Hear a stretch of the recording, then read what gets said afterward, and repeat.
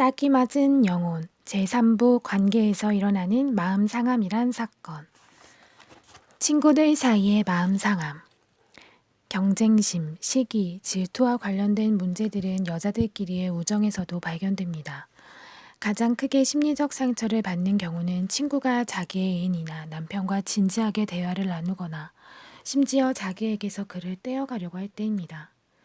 이런 일로 인해 특히 상처를 크게 받는 까닭은 우정에 관한 신뢰 조약이 지켜지지 않았기 때문입니다. 한 사람에게 중요한 것을 절대로 다른 사람이 훔치거나 비웃으면 안 된다. 대략 이런 내용의 묵계가 위반된 셈이니까요. 내 친구가 내가 중요하게 여기는 것을 존중해 주지 않는다면 무시당한 느낌이 마음이 상할 밖에요. 뿐만 아니라 질투와 관련해서 이미 언급된 바 있는 내가 최우선 순위가 아니라는 느낌 역시 마음을 아프게 하며 우정 자체를 의문시하게 합니다. 어떤 사람에게는 이 점이 가장 중요한 관건이기도 합니다. 내가 그에게 가장 중요한 사람일 때에만 우리 사이의 우정이 존재한다는 생각이지요. 이런 사람들은 자기가 친구라고 부르는 사람이 몇 되지 않습니다. 그렇게 배타적인 기준에 합격할 사람은 많지 않을 테니까요. 우정은 두 사람이 서로 믿고 가깝게 지내는 데에서뿐만 아니라 상대의 다름을 있는 그대로 받아들이는 개방성에서도 생겨납니다. 서로 아주 다른 사람끼리 친구가 되는 것을 보면 특히 잘 알 수 있습니다. 자기 친구가 자기 말고 다른 친구를 갖고 있다는 사실 때문에 질투심이 생기는 사람이라면 그 사람의 친구 관계는 경직되고 속상할 때가 많을 겁니다. 그쯤 되면 좋아하는 감정보다는 질투가 더 앞서게 되고 이것은 곧 영원히 마음 상할 태세가 되어 있다는 뜻이지요. 친구 관계에서도 존중받고 인정받으며 사랑받는 것은 중요합니다. 그러나 둘 중 한 사람의 대인 관계가 그 친구와의 관계보다 더 중요하게 보인다거나 한 친구가 상대에게 자신이 얼마나 중요한지를 전혀 눈치채지 못하고 있을 경우 마음 상함이 일어날 잠재성이 매우 크다고 할 수 있습니다. 이때 두 사람은 서로에게 나름대로의 기대를 갖게 됩니다. 그러면서도 두 사람 모두 마음을 터놓고 말하지 않는다면 이 기대는 채워지지 않은 채로 남을 것이고 마침내는 마음 상함으로 귀결될 것입니다. 내 친구 중 한 사람인 실케는 자기 친구 리티와의 사이에서 있었던 마음 상한 얘기를 이렇게 들려주었습니다. 몇 년 전 실케가 리타와 휴가 여행을 갔을 때의 일입니다. 두 사람은 그때까지 한 번도 오랜 기간 함께 여행한 적이 없었기 때문에 여행은 생각하고 기대했던 것보다 훨씬 어렵게 진행되었습니다. 실케가 역시 늦게 도착한 데서부터 일은 벌어졌습니다. 리타가 역에서 숙소까지 실케를 차로 데려가기로 했다는데 실케는 그 사실을 전혀 모르고 있었습니다. 그래서 실케는 역에서 리타를 찾아볼 생각조차 않고 곧장 숙소로 향했습니다. 리타가 아직 숙소에 도착하지 않은 것을 이상하게 여기면서 실케는 열쇠를 받아와서 편안하게 쉬고 있었지요. 한참 후에 도착한 리타는 단단히 화가 나 있었습니다. 실케가 자기가 올 때까지 역에서 기다리지 않았기 때문이지요. 실케를 제 시간에 데려오려고 얼마나 정신없이 서둘렀는데 그래서 일부러 시간도 넉넉하게 가서 기다리고 있었는데 그녀가 역에 없었다는 것입니다. 선의에서 노력한 것이 헛일이 되어버렸다고 리타는 눈에 띄게 마음이 상해 있었습니다. 그렇게 약속한 기억이 없는 실케는 어안이 벙벙했으나 자기의 입장을 해명할 기회조차 없었습니다. 우정을 깨뜨릴 수야 없지 하는 마음에서 실케는 화를 꾹 눌러 참았습니다. 이 부당한 게임에서 태연한 표정을 지으려고 무진 애를 썼습니다. 그러나 속은 부글부글 끓어올랐지요. 다음 날 실케가 수영하러 나가려고 하자 리타는 자기는 항상 저녁 때나 수영을 한다면서 좀 뚱한 표정을 지었습니다. 실케가 자기 옆에 좀 있어 주었으면 좋겠다는 진짜 속마음을 리타는 솔직히 말하지 않고 안으로 감춰버렸던 겁니다. 실케는 혼자 가는 것이 좀 마음에 걸리기는 했지만 모른 채 하고 그냥 나가버렸습니다. 한참 후 숙소로 돌아와 리타가 여전히 기분이 나쁜 걸 본 그녀는 자기 쪽에서 먼저 리타에게 말을 걸었습니다.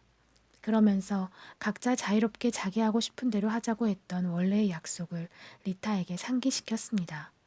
그러자 마음이 좀 가벼워지는 듯도 했지만 어려움은 그것으로 끝나지 않았습니다. 실케가 자기를 충분히 배려하지 않는다고 느낀 리타가 그녀에게 은근히 그런 비난을 표현했기 때문입니다. 실케가 리타에게 되도록 잘해주려고 그토록 참고 애써온 마당에 말입니다.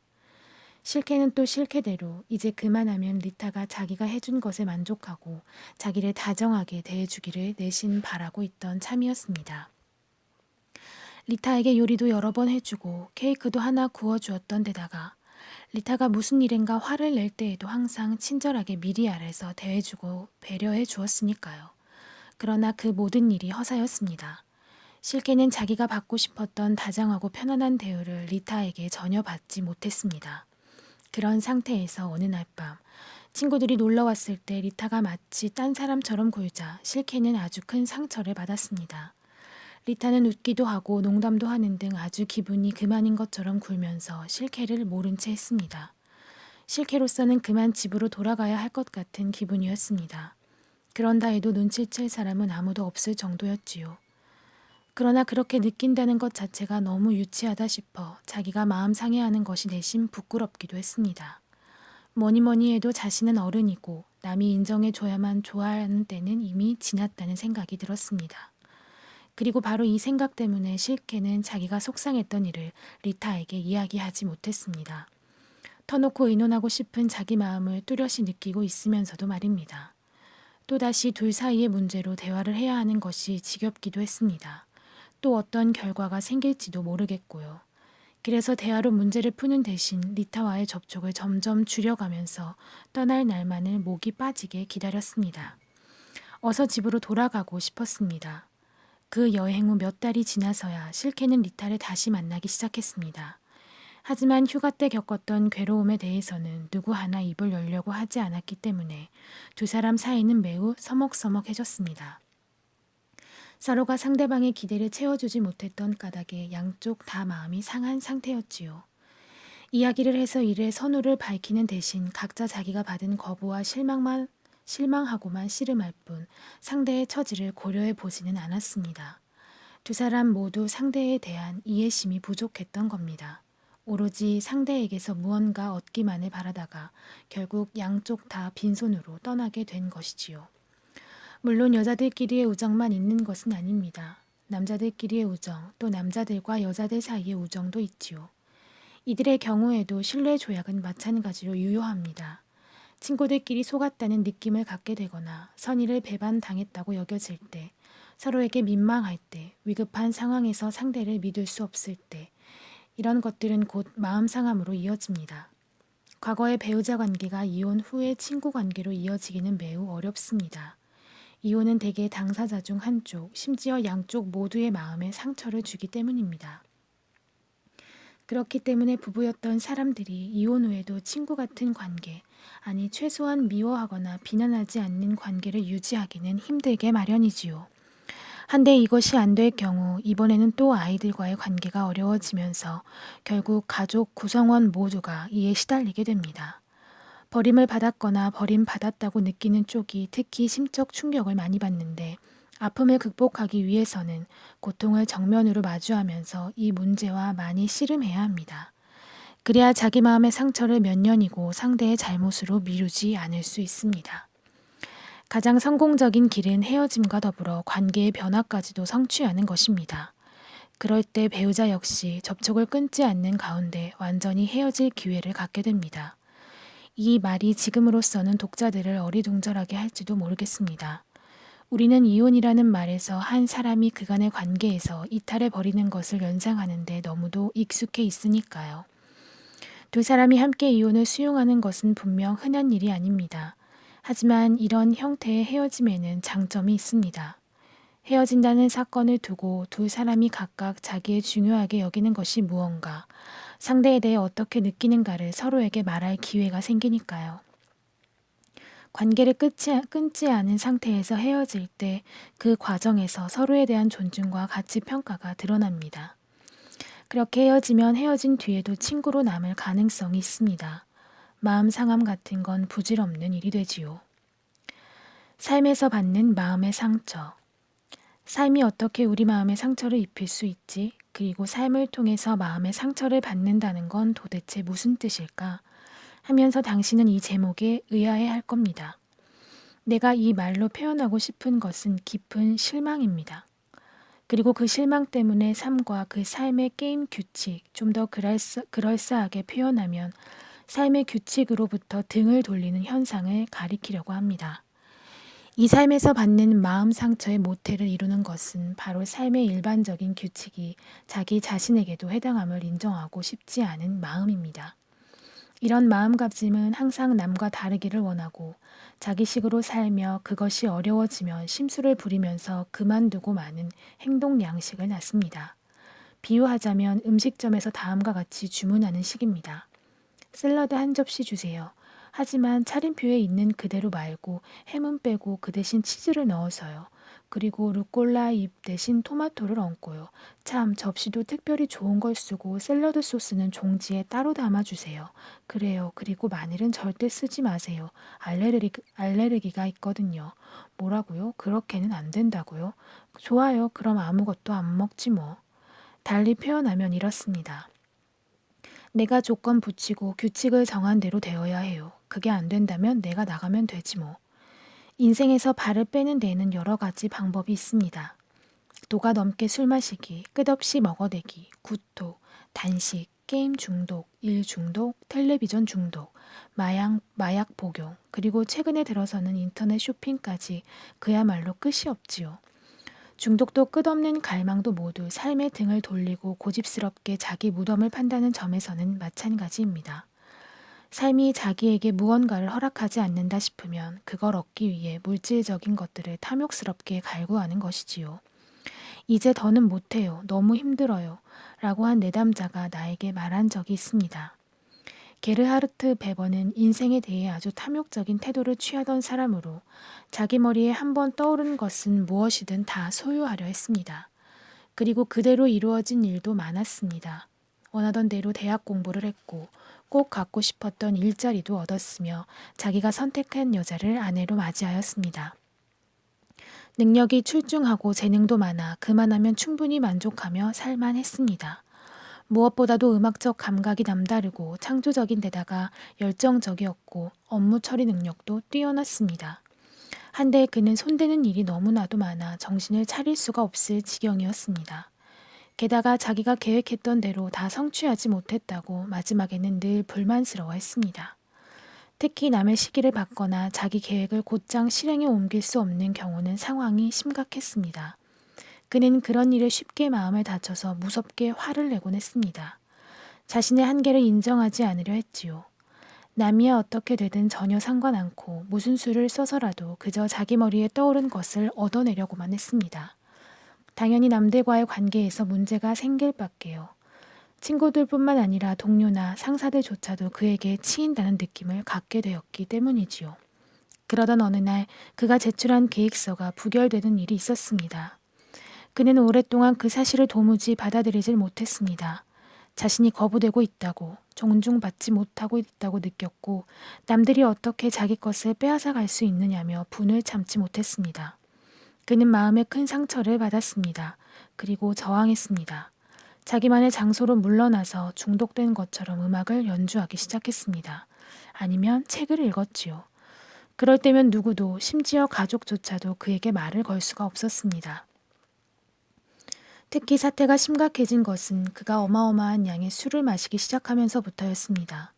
그 역시 자기가 중독자가 될 만큼 위험한 상태라는 걸 알고 있었습니다. 사실이었습니다. 그에게는 마지막 선이라는 게 없었습니다. 외부에서 주어진 한계도 자신이 설정한 한계도 없었습니다. 그는 언제나 한계를 깨부수는 데에만 열심이었으니까요. 내겐 자유가 필요해. 나를 구속할 순 없어. 하면서 말입니다. 하지만 자유라는 말이 가리키는 것은 결국 중독과 탐욕으로 이루어진 감옥이었습니다. 그는 이미 중독된 상태였고 다만 본인이 그걸 의식하지 못할 뿐이었던 겁니다. 그가 추구한 것은 삶의 특별 주문분이었고 그가 거부한 것은 주어진 규칙을 지키는 일이었습니다. 그의 오만함이 일반적인 규칙 따위를 지키는 걸 허락하지 않았던 것이지요. 그러나 그렇게 삶의 특별한 몫과 자신의 오만함을 주장하는 한 그는 계속 중독된 채로 살 수밖에 없습니다. 그를 낫게 하는 계기랄까 전환점은 그가 보통 사람으로 하강할 자세를 갖춘 다음에야 도래할 수 있는 것입니다. 중독에서 벗어나 자유롭고 충만한 삶을 누리는 것은 삶의 절망과 마음 상함을 모두 직접 겪어본 뒤에야, 그리고 무엇이든 거저 받으려고만 할 게 아니라 스스로 노력해서 얻고 나서야 가능할 것입니다. 나 잘났다 하는 식의 태도를 최소한 부분적으로라도 포기한 다음에야 말입니다. 그런데 마음을 깊이 상하여 삶에서 등을 돌리는 모습을 보여주는 태도에 속하는 것이 중독만은 아닙니다. 자기만이 옳다는 태도, 남들을 다 눈 아래 깔고 보는 것 같은 과도한 자부심, 그리고 남을 착취하려는 태도 역시 이런 마음 상태의 표현입니다. 이 모두가 마음의 상처를 더는 받지 않으려는 자기 방어적 소망을 뒤에 감추고 있습니다. 또다시 상처를 받느니 차라리 내가 먼저 등을 돌리자는 원칙에 따른 반응이지요. 하지만 그 대신 다른 것이 끼어들 여지와 위험 또한 큽니다. 외로움, 종속감, 병, 불행감, 불신, 지속적인 모욕감, 나아가 자살까지가 그 대가일 수 있습니다. 그럼에도 삶의 기쁨 대신 이 길을 택하는 사람들이 많습니다. 문제는 그 이유입니다. 자기애에 관한 장에서 생명 공급처에 대해 얘기한 적이 있습니다. 자기애적인 성향을 가진 사람들에게는 이 공급처가 막혀 있다고 말입니다. 정서적 충격이나 트라우마로 인해 아주 어린 시절에 이미 이 생명 공급처에서 등을 돌리는 경우가 자주 있습니다. 이것이 없어지면 그 대신 인생의 특별 주문분을 요구하게 마련인데 이는 온갖 위험을 내포하고 있습니다. 이러한 삶의 태도를 극복하기 위해서는 우선 그것이 얼마나 위험한 것인지를 깨달아야 하고, 어쨌든 현 상태에서 주어진 조건을 받아들이겠다는 결심을 해야 합니다. 다음으로는 트라우마를 치료해야 합니다. 그럼으로써 새롭게 긍정적으로 삶을 향해 고개를 돌릴 수 있는 토대를 마련해야 합니다. 삶에 의해 마음을 다치고 실망했다는 느낌을 갖는 것은 정서상의 낙원에서 추방된 사람, 또는 추방되었다고 주관적으로 느끼는 사람들의 경우에도 해당됩니다. 어린아이 때의 온갖 귀여움을 다 받으며 하늘나라에 올라간 것처럼 살았던 사람들, 엄마와 아빠의 공주님이자 황태자로서 부모의 모든 것으로서 살았던 사람들이 어느 날 갑자기 완전히 달라진 세계를 경험하는 것이지요. 어린 동생이 태어나 그동안 부모 곁에서 자기가 누려왔던 특권을 빼앗아 갈 때, 이제 막 어른이 된 딸을 아빠가 갑자기 냉정하게 대할 때, 기숙사나 조부모에게 보내진 아이들이 버려진 짐짝 취급을 받는다고 느낄 때 등의 예를 들 수 있습니다. 이런 경험에서 받는 권자에서 쫓겨난 느낌은 자기의 가치가 손삭되었다는 깊은 아픔과 결부될 때가 많습니다. 얼마 전까지만 해도 그렇게 중요하고 멋진 존재였던 내가 이제 그렇지 않다는 생각에서 오는 아픔이지요. 심한 고통과 더불어 속았다는 느낌까지 듭니다. 전에 가졌던 황홀한 자부심은 이제 한낱 추억일 뿐 아무리 노력해도 다시는 되찾을 수 없는 것이 되어버립니다. 그리고 이런 체험의 결과로 남는 것은 자신과 세상에 대한 끊임없는 불만뿐이지요. 스스로 자기 마음의 상처를 냄. 폴커 휘는 바로 이런 권자에서 쫓겨난 아이 중 하나였습니다. 나에게 상담을 받으러 왔을 당시 그는 불만족감에 시달리고 있었고 대인 관계에도 문제가 많았습니다. 자기가 설정한 목표를 충분히 달성하지 못했기 때문에 자기 인생은 완전히 실패라는 두려움에 차 있기도 했고요. 무척 열심히 노력을 했지만 자기에게 맞는, 함께 가정을 꾸리고 싶은 신부감도 발견하지 못한 상태였습니다. 그래서 더욱더 일에 몰두했습니다. 그러나 거기서도 항상 좀 더 나은 것을 향해 나아가기만 할 뿐 만족이란 아예 없었습니다. 더 많이 성취해야 한다는 압박감에만 시달릴 뿐이었지요.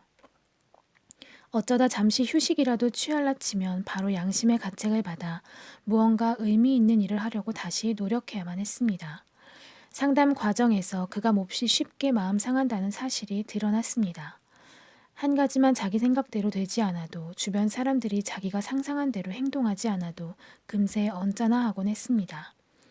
마음이 상하면 당장에 분개하고 그러면서 동시에 자신이 거부당했다고 느끼는 것이었습니다. 모든 일을 자기와 관련된 것으로 받아들이고 남들이 자기를 대하는 방법에 대해서도 화를 냈습니다. 마치 끊임없이 자신에게 상처를 내면서 살고 있다는 느낌이 드네요. 하고 나는 내가 그에게 받은 인상을 이야기했습니다. 맞아요. 나도 그렇게 느끼고 있어요. 나 자신을 계속 끌어내리고 있지요. 계획했던 대로 된 일이 하나도 없으니까요.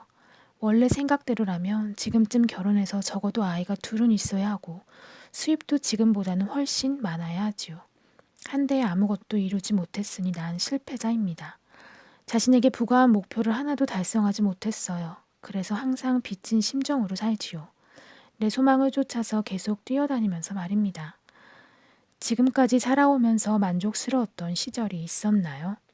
잠시 침묵하던 그가 얼굴을 환히 빛내며 말했습니다.